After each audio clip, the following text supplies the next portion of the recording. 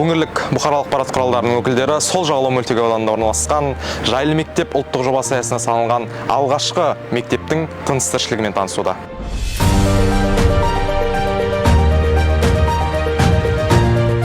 Өткен жылдың қазан айында ұстаздар күні қарсаңында Қызылорда қаласының сол жағалауында жаңа білім ордасы ашылды.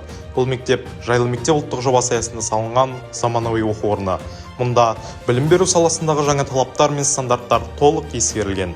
Мектептің ашылуы педагогтардың кәсіби мерекесіне орайластырып, айрықша мәнге ие болды.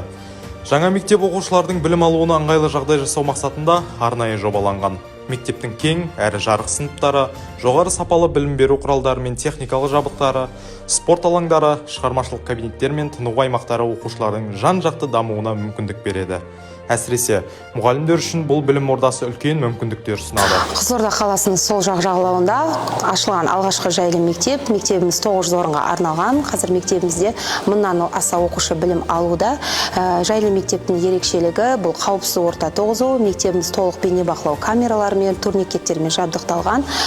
Ең қуантарлығы мектебімізде заманауи кабинеттер бар. Оның ішінде химия, биология, физика, робототехника, STEM кабинеттері соңғы үлгідегі құрылғылармен жабдықталып, оқушылар арасында ерте ғылымға баулуға мүмкіндік алу және ғылыммен айналысуға, оқушыларды баулуға бізге үлкен мүмкіндік жасап отыр.